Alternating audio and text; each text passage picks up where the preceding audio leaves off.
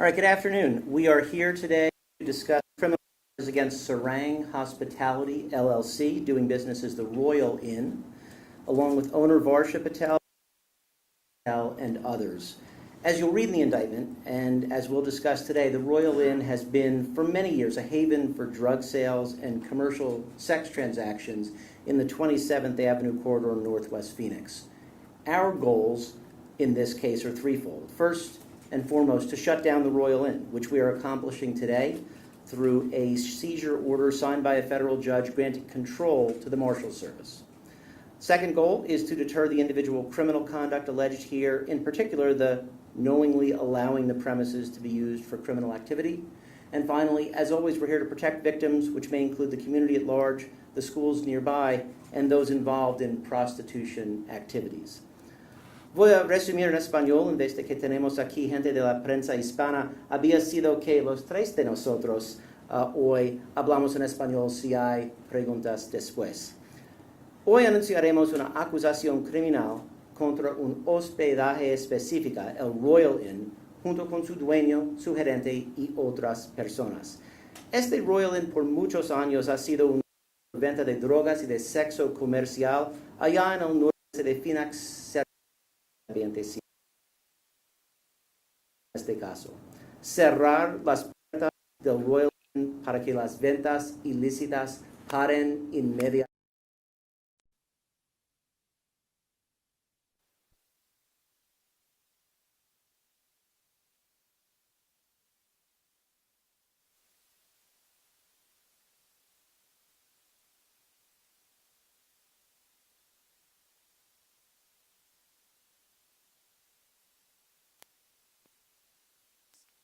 Personas vulnerables e involucradas en prostitución. I'm very pleased here today at the local federal partnership to protect the city of Phoenix. You'll hear today also from Joe Perez, the SAC at the FBI here in Phoenix, along with Assistant Chief Ed DeCastro at the Phoenix Police Department. It's the HEAT unit at Phoenix that led the way here. That's the Human Trafficking Unit. And Chief DeCastro has been a terrific strategist in helping us frame these issues as federal crimes and in nudging us to take action as soon as possible. Here's what we've got. Our federal jurisdiction in this case comes from two statutes. First is maintaining a drug-involved premises, which we sometimes call operating a drug house. This is knowingly leasing to persons who are selling drugs and aiding and abetting their efforts. Second is what we call the Travel Act, which here involves financial transactions as facilities of interstate commerce. That means mortgage payments on the property and other distribution of profits when the underlying money is earned through furthering specified criminal activities, which includes drug trafficking and prostitution activities. The indictment describes in detail the prior occasions in which the owner and operator of the Royal Inn have been advised of the dangerous activity on the premises, which is why we allege a knowing state of mind and an awareness of the crimes taking place around them. Separately, the indictment also alleges that owner Varsha Patel made false statements in applications for COVID relief funding in 2020 and 2021 by falsely claiming that the business was not involved in any illegal activity. And the indictment includes 4 individuals who allegedly sold drugs on the premises, including Leonardo Guerrero, the on-site maintenance man. Where we're at now, Mr. Guerrero is the only one of the individuals that have been arrested. We have arrest warrants pending on the others, including Varsha and Neelam Patel. The investigation continues. I can tell you that today, law enforcement agents served seizure warrants on some safe deposit boxes in the valley, and the total as of now is in excess of $450,000 in cash received from those safe deposit boxes. Let me finish by opening remarks the way I started, by focusing on potential victims. I want to be clear that Varsha and Neelam Patel are charged only with permitting drug dealing and prostitution activities on their premises, along, of course, with laundering the dirty money from those activities. They are not charged with trafficking, nor do we have any evidence to suggest that they were aware of any human trafficking at the Royal Inn. That is, commercial sex with minors or via force, fraud, or coercion. Our focus here today and in the days to come is to identify any sex workers located on the premises during the execution of the warrant, to listen to them, to investigate anyone who caused them harm, and to ensure referrals to services that can help them move forward. Let me now turn it over to the Special Agent in charge for the FBI, Joe Perez. Excuse me, sir, could you please identify yourself? Thank you, ma'am. I am Gary Restaino. I am the United States Attorney here in the District of Arizona. Thank you, Gary. Good afternoon, everyone. And my name is Jose Perez. I'm the Special Agent in charge of the FBI's Phoenix Division. I'd like to begin by reiterating the critical importance of law enforcement collaboration and partnership for the FBI. These are two critical elements that we enjoy greatly here with our partners in the Phoenix Police Department. I'd also like to thank U.S. Attorney Restaino for his support in this investigation. Without these relationships, we would not be where we are today, which is the removal of a blight on the city, which is the Royal Inn Hotel. As the U.S. Attorney mentioned, these defendants are not charged with human trafficking. However, for several years, they were knowingly and willingly operating an establishment that facilitated the sexual exploitation of people and the sale of dangerous drugs in the community. They essentially operated a marketplace for illicit activity located steps away from a neighborhood where children were walking to school every morning. And they profited for years while turning a blind and uncaring eye to the families that live in that neighborhood. And again, that all stopped today with the removal of access to that location. The FBI's strategy to combat criminal organizations is to identify, disrupt, and dismantle an enterprise or any facilitators that are supporting. What's happening today at the Royal Inn illustrates what we do in the FBI day in and day out with our task forces and our local and federal state partnerships around the country, like we do here in Phoenix. We do this every day to protect communities and protect vulnerable victims from being exploited, like in this case. The investigation is over, as Mr. Restaino mentioned. We'll be taking a victim-centered approach to provide critical victim services to some of these sex workers that were identified in this case, in the hopes that we identify elements of human trafficking and exploitation. The numbers in this case are staggering. Over the course of the investigation over several years, we identified well over 1,000 victims ranging in age range, cultural backgrounds, or geographic makeup. To further this effort, we will rely heavily on our victim services specialists within the FBI and with our law enforcement partners to ensure we're providing the necessary assistance to any sex workers who are identified as victims of human trafficking, while we aggressively pursue any information that we develop to identify the traffickers themselves. Finally, I'd like to thank Chief DeCastro and also Chief Sullivan and his team for their support in this investigation. This is the culmination of several years of hard work by both the FBI and the Phoenix Police Department, and will hopefully provide some much-needed relief to the residents of this neighborhood. Thank you. Now, I'll briefly make some statements in Spanish as well before I turn it over to Chief DeCastro. So again, nuevamente, mi nombre es José Pérez. Soy el agente especial en cargo de la oficina del FBI aquí en Phoenix, en Arizona. Este caso es el resultado de varios años de investigación entre el FBI y el Departamento de Policía de Phoenix sobre una empresa criminal que poseía y operaba un hotel, el Royal Inn, como un mercado dedicado a las ventas de drogas ilegales y la explotación sexual de personas vulnerables. Este caso es un ejemplo de cómo el FBI dedica recursos para proteger a las comunidades de todos los países y para hacer que rinden cuentas quienes se benefician de las actividades ilícitas que plagan nuestras comunidades. Quiero agradecer subdirector de Castro, también el fiscal, señor Restaino, para el apoyo que nos han dado en este caso. Muchas gracias y ahora lo entrego al subdirector de Castro. Gracias.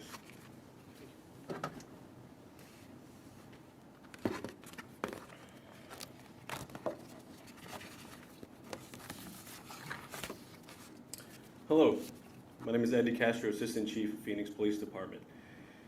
Today I'm filled with pride as we reflect on the success of this long-term operation. This achievement is not just a testament to the hard work of our dedicated officers and detectives, the collaboration of the FBI, the U.S. Attorney's Office, and the Marshal's Office, but this is also a reflection of the trust and partnership we share with the citizens of Phoenix. Today is a victory for every person who lives, works, and goes to school in that area. I know this was a long process, and so I sincerely say thank you to every resident for their patience and tolerance. However, because of that, we were able to remove this prolific neighborhood problem instead of just putting a Band-Aid on it. Over the course of several years, while doing enforcement projects in the area, our Drug Enforcement and HEAT, our Human Exploitation and Trafficking Unit, detectives had noticed an increase in drug sales, drug usage, and prostitution in the area. Once this was established, they started their crime suppression efforts to combat these crimes. With a strategic plan and strong commitment, the Cactus Park officers and Drug Enforcement Bureau detectives mobilized their resources and acted effectively with many arrests. Over time, the Royal Inn was found to be a major nexus for those incidents. It threatened the safety and security of the neighborhood. It was eventually determined we needed to include our federal partners to effect maximum justice for the community. And today demonstrates the success of that partnership.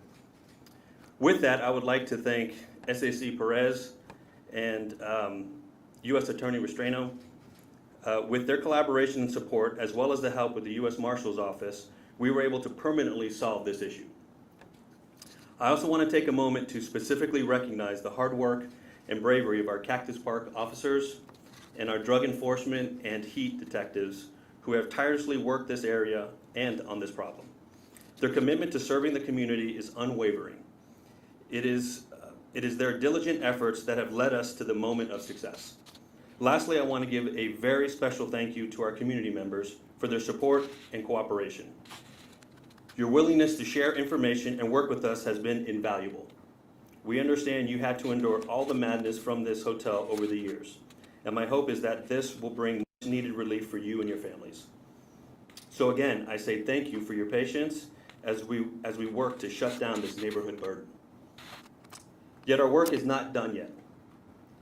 While we celebrate this achievement, we must remain vigilant. Crime prevention is an ongoing effort, and with the community's help, we will continue to seek innovative solutions, such as the Cactus Park's real-time operation to ensure the safety of our neighborhoods. Continue to call the police when you need us. Our patrol officers, our Drug Enforcement Bureau detectives, and our heat detectives will still be out there working on crime suppression projects to find victims of sex trafficking and stop the influx of drugs in the area. Together, we will carry on the mission of creating safe communities and protecting citizens from bad people. Thank you for your trust, your support, and for standing with us on this important mission. Thank you. Y yo puedo contestar preguntas después si ustedes quieren. Gracias. Thanks, Chief DeCastro, and thanks, SAC Perez. We can now take questions related to this enforcement action against the Royal Inn. Just to clarify on the people arrested, you spoke about Leonardo Guerrero. I did? How old is he? And we also mentioned several years. Do you know more so how many years it took for the arrest or for the situation to come to an end? How long was the investigation? En español, por favor, si puede, para Oh, inicio. sí, podemos entonces hablar de español sobre este hombre Guerrero y también la duración de la investigación, ¿verdad? De Guerrero, yo no sé exactamente edad. Él fue el hombre de mantenimiento que vivía allí en el Royal Inn. Sobre la investigación, como los otros ya describieron, por varios años ya el Royal Inn fue un problema por la comunidad. Quiere decir que el departamento de Phoenix, la policía, ya respondió a varias llamadas, ¿verdad? Durante los últimos 2 años, ya nosotros como FBI y Phoenix, la policía de Phoenix, ya investigaron en manera más junto, más de completar y de unir las varias pruebas para asegurar una oportunidad de tomar una acción entera, ¿verdad? Una acción que quiere decir que al fin y al cabo vamos a agarrar el Royal Inn de las personas que estaban permitiendo un uso malo. Entonces, varios años más, de 2 años, los últimos 2 años por la investigación más entera.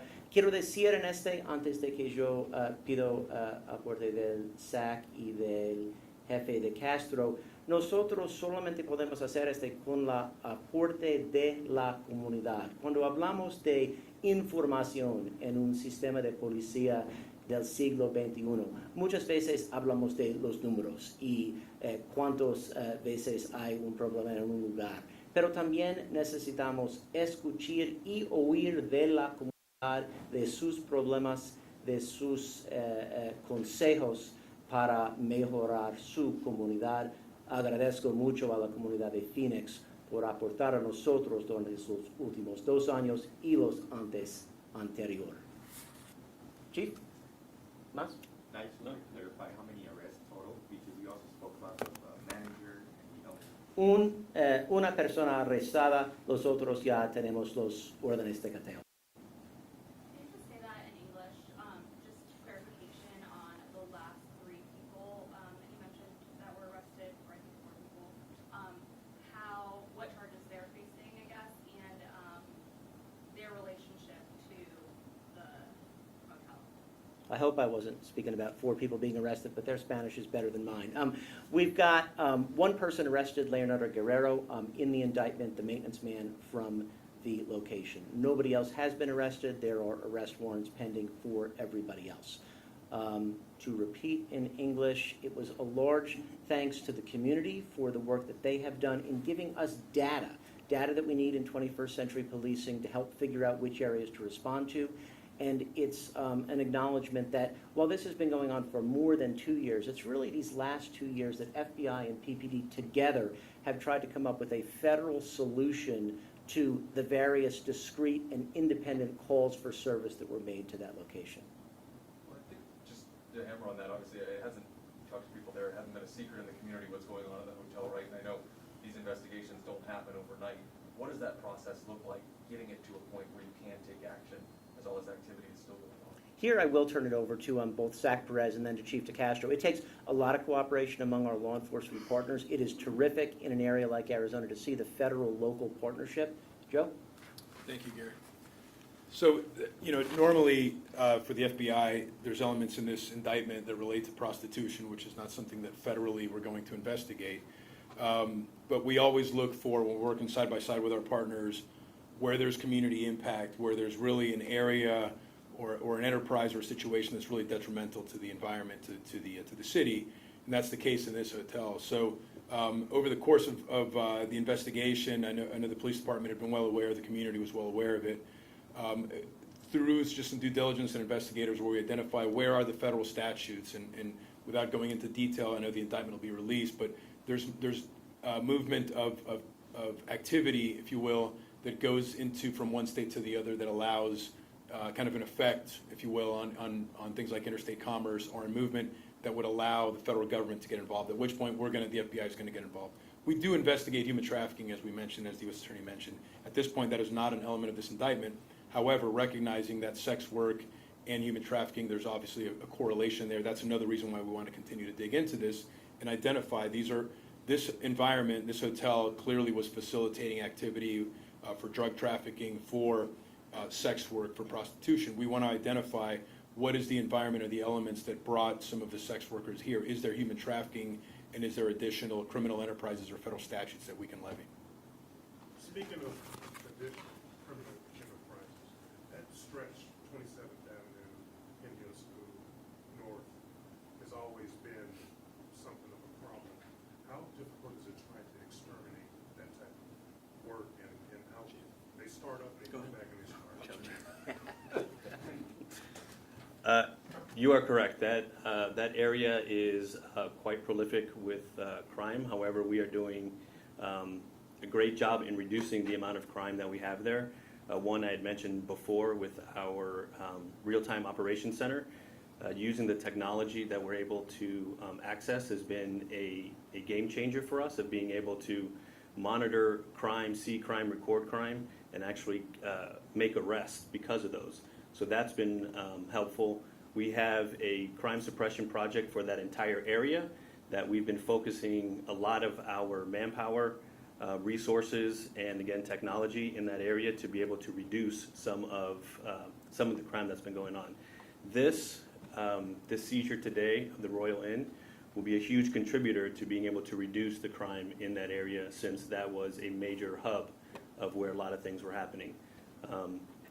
Crime is like squeezing water.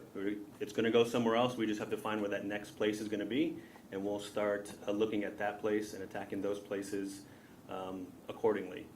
In this case, we were able to leverage our federal partners and use some federal resources as far as laws to be able to go further than we normally could from the city.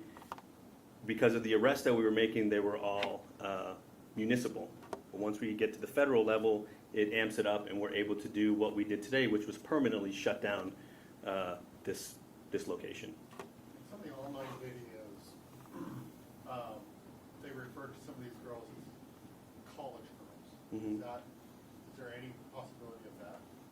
It's possible. I don't know every person that was photographed or that we've taken into custody or spoken to, but there's people from all walks of life. So there's going to be people that girls that are doing that for a multitude of reasons. Some of them could be in college, but I don't know for sure. Sabemos que ese corredor, ese tramo de la avenida 27 ha sido un problema para la comunidad. Las autoridades han presentado alguna medida preventiva porque sé que se han hablado de millones de dólares para combatir o hacerle frente precisamente a la delincuencia. ¿Podría reiterar o hablar acerca de estas medidas preventivas, algunos ejemplos? La cosa más enfrente que tenemos es el Real-Time Operation Center. Entonces, la tecnología que nosotros tenemos, las cámaras, los license plate readers, todo esto, drones, todo esto podemos usar para combatir lo que está pasando en esta área. Podemos ver crímenes ocurriendo en real time para encontrar los sospechosos. Esto es la cosa más importante para nosotros ahorita. También teniendo oficiales para la área es importante. Estamos bajo 600 oficiales todavía, pero estamos tratando de poner más recursos en la área para tratar de encontrar los crímenes. Yes, ma'am. What can you tell us about this morning's seizure? You know, what time your officers went there, kind of what it all entailed, what were they taking from the room, what did they find? What can you tell us about that? That I will pass off to Joe. Sure. So logistically, we executed the arrest warrants and search warrants at around 6 a.m. at the location. Obviously, it involves a lot of planning with our partners, with the Phoenix Police Department and the FBI, Fire and Rescue, and additional folks that kind of go inherently into one of these types of operations. The goal there really is to, in a safe environment, make sure that we execute our authority under the warrants to locate and arrest the individuals who are wanted and search and take custody of that property, which is what we did. We did it with some of our tactical teams from the FBI, fortunately without incident. What we're looking for, obviously, of evidence that relate to the charges listed in the indictment and in some of the warrants, where we're looking for information related to some of the underlying acts, if you will, prostitution, profiting, that speak to the nature of what these defendants were doing at that location. And then we're also obviously aware and looking for additional crimes that might be occurring at that point that would rise to either a federal arrest or a state arrest as well. Joe, let me just add Please. on that. One of the other things that will happen afterwards is the work that the Marshal Service is now doing to secure the location. And we anticipate that as of this afternoon, they should begin covering up doors and windows. I understand those should be metal coverings, putting a fence around the area, and ensuring some security, which could mean individual people out there or some kind of camera-based security. And that'll be in conjunction and coordination with the City of Phoenix to make sure that this does not go back to being a notorious market for drugs and sex. Going forward, this is the seizure part. Going forward, we will have the forfeiture proceedings, which can either occur in conjunction with the criminal proceedings, what we call criminal forfeiture, or it could occur in conjunction with a separate civil forfeiture proceeding, and that's when we will seek to have a court convert ownership from Sarang Hospitality to the federal government and be able to move forward with that location for a better use. I think we've got time for one more question. This guy Sir? owned quite a few properties. Was there any indication anything like this was happening in any other properties? And if so, were they raided and seized or? So you've got different information than we do. We've got this particular individual as having one property. There are, we think, some familial connections connected to some others. This is the one that we are tracking that is open and notorious for the drug and prostitution use. Certainly, we ask anyone in the community, if you've got additional information on other properties, we want to know about it so that we can rescue additional victims. That's, I think, all we've got for today, everyone. Thanks very much for coming on this important topic. Thank you. You guys? Yeah.